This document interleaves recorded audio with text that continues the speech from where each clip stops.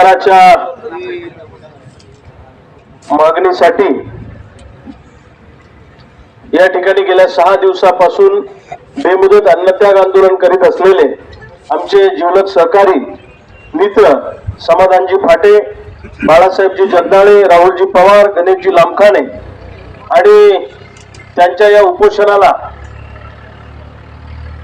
साथ देणारे सगळे या ठिकाणी उपस्थित असलेले मावळे, या विचार मंचावर उपस्थित असलेले सन्मान्य राजू शेट्टी साहेब, या ठिकाणी उपस्थित असलेले आमचे तानाजी काका बागल, आमचे मित्र दीपक भाऊ भोसले, सचिनजी पाटील, रणजितजी बागल, शिवराम गायकवाड, अमरजी इंगळे, शहाजी बापू, विजय तात्या, सचिन अटकळे, संग्रामजी गायकवाड, दीपक दादा पवार, नवनाथजी आणि सर्वच या ठिकाणी उपस्थित असलेले आमचे चळवळीतले सोमनाथ घोगरे असतील किंवा आमचे उपसभापती पंचायत समितीचे माजी बागल काका असतील किंवा आमचे शहाजी आपले काळीज दिलीप बापू धोत्रे आहेत आणि सर्वच या ठिकाणी उपस्थित असलेली मंडळी, सगळ्यांची नावं घेणं मला शक्य होणार नाही, पण या आंदोलनामध्ये सहभागी असलेले सगळे मावळे, खरं तर सगळ्यात माजोरडे कारखानदार कुठले असतील तर ते सोलापूर जिल्ह्यातले आहेत, सगळ्यात माज आलेले कारखानदार. पण मला या सगळ्या आपल्या 72 टीमचं अभिनंदन करायचं आहे की जो कारखाना कधी झुकायला तयार नसतो त्या कारखान्याला झुकवण्याचा पराक्रम तुम्ही दीपकराव केला ही फार मोठी गोष्ट आहे. कारण दरवर्षी ऊस आंदोलनाच्या निमित्तानं मी या भागामध्ये असतो आणि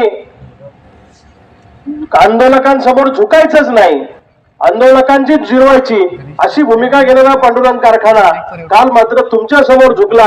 तुम्ही 100% लढाई जरी जिंकला नसाल तरी 100%च्या आसपास तुम्ही गेलेला आहात असं म्हटलं तरी काही वावगं ठरणार नाही. मोठी लढाई तुम्ही जिंकलात, जिथं काहीच तुमच्या पदरात पडणार नव्हतं तिथं किमान 200-250 रुपये तुम्ही वाढून घेण्यामध्ये तुम्हाला यश मिळालं, ही मोठी गोष्ट आहे. आणि इथं उल्लेख झाला, मला वाटतं आमच्या व्यक्तिगत मतभेदापेक्षा शेतकऱ्यांचे प्रश्न आमच्या दृष्टीने जास्त महत्वाचे आहेत. जिथं जिथं शेतकऱ्यांचा प्रश्न निर्माण होतो तिथं तिथं आम्ही आमचे मतभेद बघत नाही, तिथं आमच्या दृष्टीने शेतकरीच महत्वाचा असतो. मला असं वाटतं साखर कारखानदार वेगळ्या वेगळ्या पक्षात राहून जर ऊसाच्या दराच्या प्रश्नावर एकी करत असतील, याच्या पुढे दर द्यायचा नाही, तर आपणही सगळे शेतकरी नेते शेतकऱ्यांच्या प्रश्नावर एका ठिकाणी आलो तर काही बिघडत नाही, या मताचा मी आहे. आणि सोलापूर जिल्ह्यातल्या कार्यकर्त्यांनी घाबरण्याचं कारण नाही, आम्ही सगळे लोक तुमच्या बरोबर आहोत. लढाई संपलेली नाही, लढाई आता सुरू झालेली आहे असं मला वाटतं.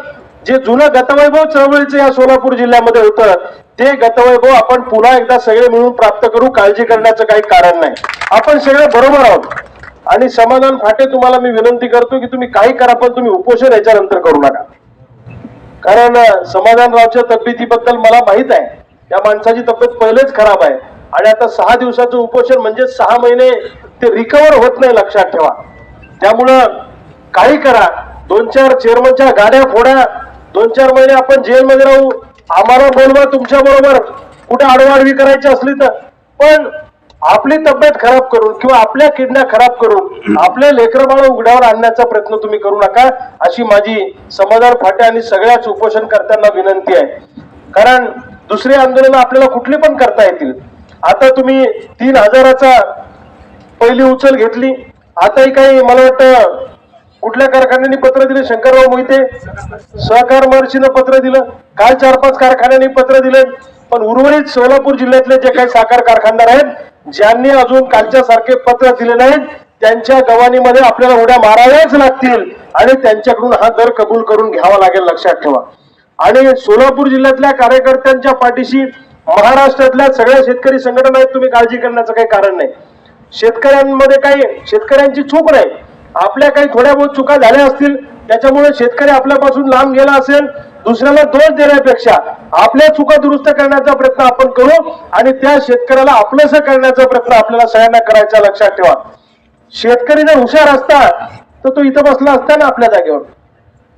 शेतकऱ्याला ते कळत नाही म्हणून तर आपण हे सगळं करतोय, लक्षात ठेवा. त्यामुळं चिंता करू नका. जो लढा समाधान भाऊ तुम्ही उभा केला आणि तुम्हाला सचिन पाटलांनी चांगली साथ दिली, दीपकरावांनी साथ दिली, तानाजी काका, या सगळ्यांनी तुम्हाला चांगली साथ दिली, ही मोठी गोष्ट आहे. येणाऱ्या काळामध्ये सोलापूर जिल्ह्यातलं ऊसाचं आंदोलन, मला अनेक वेळा वाटायचं कोल्हापूर सांगलीचे साखर कारखानदार कायम चळवळी पुढे झुकतात, पण हे सोलापूरचे खूप मस्तवाल आहेत. कारण याच्या आधी पण आपण अनेक प्रयत्न केलेले आहेत, त्यावेळी आपल्याला 100% यश अनेक वेळा मिळालं नाही. पण या वेळेला मात्र तुम्ही बरोबर साखर कारखानदारांना कोंडीत पकडलं आणि काही ना काही यश पदरात पडण्याचं काम केलं. आता काही लोक म्हणतील तुम्ही तर म्हणत होते 3500 आणि पहिली उचल 3000 कशी काय तुम्ही मान्य केली. आता ह्या अवलादी होणारच आहे, म्हणणारच आहे. आणि तानाजी काका तुम्ही डोळ्यात पाणी आणू नका, तुम्ही तिथे यांच्या उरावर बसायला पाहिजेच. कारखान्यामध्ये बाहेर जाऊन काय करता. अरे इनमिन आपले 2 जण सांगाय पुरते, किमान व्हिजिटिंग कार्ड छापाय पुरते, आणि ते आपण वापस घ्यायचे का. आपल्या लोकांचा प्रॉब्लेम काय, चौकामध्ये बसलेल्या 8-10 भिकारी चौकात बसलेले असले आणि 2 भिकाऱ्याला जर का चांगले नवीन ड्रेस मिळाले तर बाकीचे 8 भिकारी त्यांच्या अंगावरचे पुढे कपडे काढल्याशिवाय शांत बसत नाही की आम्हाला नाही तर तुला बी नाही. ही जी मानसिकता आहे ही मानसिकता बदलण्याचा प्रयत्न आपण सगळ्यांनी केला पाहिजे, या मताचे आम्ही आहोत. असू ज्यांना सचिन पाटील तिथे आहे, तानाजी काका तिथे आहे, काय फरक पडतो. उलट आपल्याला तर अधिकाराने 4 गोष्टी त्यांना सांगता येतील, 4 गोष्टी त्यांना म्हणता येतील, आणि तुम्ही लय मनाला लावून घेऊ नका. हे आरोप प्रत्यारोप होणारच आहे. तुम्ही राजीनामा दिला तर तुम्ही का राजीनामा दिला म्हणून मी तुमच्यावर टीका होणार आहे, ही गोष्ट लक्षात ठेवा. असंच केलं तर का केलं, तसंच केलं तर का नाही केलं. त्यामुळे या आरोप प्रत्यारोपाची सवय लावून घ्या तानाजी काका. काही डोळ्यात पाणी आणायचं नाही, काही राजीनामा द्यायचं नाही. तुमचा राजीनामा आता बाहुबलीच्या खिशात आहे. हा त्यामुळे ते काय सचिन पाटील काळजी करायची नाही, ते होईल. आणि एका वेळी 10 कारखान्यावर आंदोलन करायला आपली ताकद एवढी मोठी आहे का. एका वेळी आपण एकाच कारखान्यावर आंदोलन करू शकतो, एकाच गचंड दाबू शकतो, बरोबर आहे की नाही. एकाच नाक दाबून तोंड उघडू शकतो, मग दुसऱ्याकडे आपण जाऊ शकतो. एका कारखान्याचं तुम्ही तोंड दाबलं तर बाकीचे 10 कारखानदार घडाघडा बोलायला लागले, हे तुमचं यश आहे, लक्षात ठेवा. त्यामुळे त्याची चिंता करू नका, आम्ही तुमच्या बरोबर आहोत, अजिबात काळजी करण्याचं काही कारण नाही. आणि जे लोक या आंदोलनाच्या याच्यावर टीका करतील त्यांना मला एक सांगायचं आहे, या अवलादी जर छत्रपती शिवाजी महाराजांच्या काळात असत्या आणि समजा छत्रपती शिवाजी महाराज शाहिस्तेखानाचे बोट कापून आले असते आणि ह्या अवलादी जर का पारावर बसलेल्या असत्या तर यांनी काय म्हटलं असतं महाराजांना, फक्त बोटच आणले मुंडक. बघा टप्प्याटप्प्याने लढाईमध्ये लढाई करताना आपल्याजवळ सैन्य किती आहे, आपल्या सैन्याजवळ बारूद गोळा किती आहे, शत्रूजवळ सैन्य किती आहे, आंदोलनाची परिस्थिती आहे का नाही आहे, याचा विचार करून पुढे जावं लागतं, लक्षात ठेवा. स्वर्गीय शरद जोशीने आम्हाला काय शिकवलं, आंदोलन किती ताणायचं आणि कुठं थांबवायचं हे जे आंदोलकाला कळतं तो आंदोलक यशस्वी होतो. त्यामुळे मला असं वाटतं समाधान भाऊ, तुम्ही हे आजचं उपोषण थांबवावं आणि गवाईमध्ये उड्या मारायचं आंदोलन आपण सगळ्यांनी मिळून चालू करावं, असं माझं मत आहे. कदाचित माझं मत तुम्हाला पटेल का नाही पटेल माहित नाही, पण तुमच्यासारखा वाघासारखा लढणारा माणूस, तुमच्या बरोबर हे लढणारे सगळे मावळे, आणि तुम्ही जिवंत राहिले पाहिजे. 50-100 रुपये इकडे का तिकडे होतील झाले, पण माणसं जिवंत राहिली पाहिजे, लढणारा माणूस जिवंत राहिला पाहिजे. त्यामुळे आम्ही सगळे लोक आलेत. मला माहित नाही कुणाची काय भूमिका आहे, पण माझी व्यक्तिगत भूमिका आहे की समाधान पाटीलने उपोषण तूर्त थांबवलं पाहिजे. एक यश तुम्ही पदरात पाडून घेतलेलं आहे आणि दुसऱ्या गोष्टीसाठी पुन्हा एकदा लढाई नव्या दमानं चालू केली पाहिजे, तरच ही लढाई मोठी होईल, लक्षात ठेवा. नाही तर सैन्य जरा संपत चाललं आणि पोलीस केसेस बिसेसला आपण कधी घाबरत नाही. तुमच्यावर किती केसेस आहे, 35 केसेस आहेत.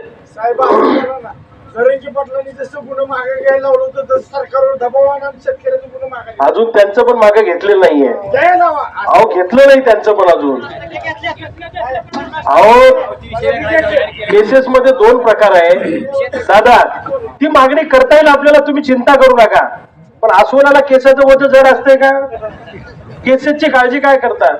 आंदोलन करणारे आपण लोक आहोत, आपण चळवळी करणारे लोक आहोत. केसेस या आपल्या 5वीला पुजलेल्या आहेत. स्वातंत्र्याच्या चळवळीमध्ये तुम्ही जर आंदोलक म्हणून असता तर इंग्रजांना म्हटलं असतं का तुम्ही केसेस मागे घ्या म्हणून. भगतसिंगांनी म्हटलं का फाशीची शिक्षा मला नको आहे म्हणून. हे आपल्याला आनंदाने स्वीकारायचंय, केसेसने काही फरक पडत नाही, लक्षात ठेवा. किती केसेस झाल्या तरी या सोलापूर जिल्ह्यातला चळवळीतला कार्यकर्ता मागे हटणार नाही, ही भूमिका आज या वाखरीच्या मैदानामध्ये आपल्याला घ्यायची, लक्षात ठेवा. आणि काही चिंता करू नका, आपण सगळे बरोबर आहोत. आणि आम्ही इथं आलो म्हणजे काही तुमच्यावर उपकार केले नाही, या सोलापूर जिल्ह्यातल्या जनतेने आमच्यावर लेकरासारखं प्रेम केलेलं आहे.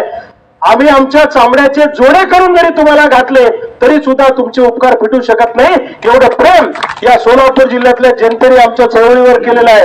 त्यामुळे हे आमचं कर्तव्य आहे. आम्ही काही इथपर्यंत रात्रीचा प्रवास करून आले म्हणजे तुमच्यावर उपकार केले असं काही समजण्याचं कारण नाही. जेव्हा जेव्हा तुम्ही हात द्याल, जेव्हा जेव्हा तुम्ही बोलवाल, तेव्हा तेव्हा रात्री 12 वाजता उठून येण्याची आमची तयारी आहे. तुम्ही अजिबात काळजी करण्याचं काही कारण नाही. आणि फक्त उसाचा प्रश्न नाही, इतरही जे काही प्रश्न शेतकऱ्यांचे असतील त्या प्रश्नासाठी सुद्धा अख्खा सोलापूर जिल्हा पुढे पिंजून काढू. काळजी करू नका.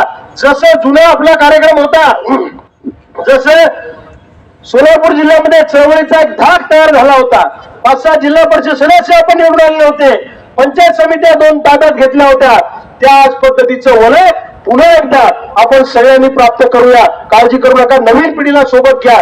जुन्याची नव्याची सांगड घाला. आणि संघटना, पक्ष, जात, धर्म याच्यापेक्षाही शेतकरी हा सगळ्यात महत्वाचा आहे. शेतकरी हाच आपला पक्ष, शेतकरी हीच आपली संघटना, हे डोळ्यासमोर ठेवून आपण सगळे मिळून पुढे जाऊया. एवढीच या निमित्तानं विनंती करतो. आणि तुम्ही सगळ्यांनी ज्या धैर्यानं, ज्या नेत्यानं काल पांडुरंग कारखान्यावर जो लढा दिला, मी सगळं लाईव्हला बघत होतो, टीव्हीवर पण आम्ही सगळं बघत होतो, तुमचे भजनं पण बघत होतो. आणि ते भजनं बघितल्यावर माझ्या लक्षात आलं संग्राम की 100% याच्यातनं चांगलं काहीतरी होणार आहे. कारण पांडुरंगाचा आपल्याला आशीर्वाद आहे आणि पांडुरंग काय आपल्याला खाली हात येऊ देणार नाही. सगळा महाराष्ट्र कुठे आशीर्वाद घ्यायला येतो? पांडुरंगाच्या चरणी येतो. तुम्ही आंदोलन केलं पांडुरंग कारखान्यावर, त्यामुळे न्याय मिळाल्याशिवाय तुम्ही माघार येणार नाही.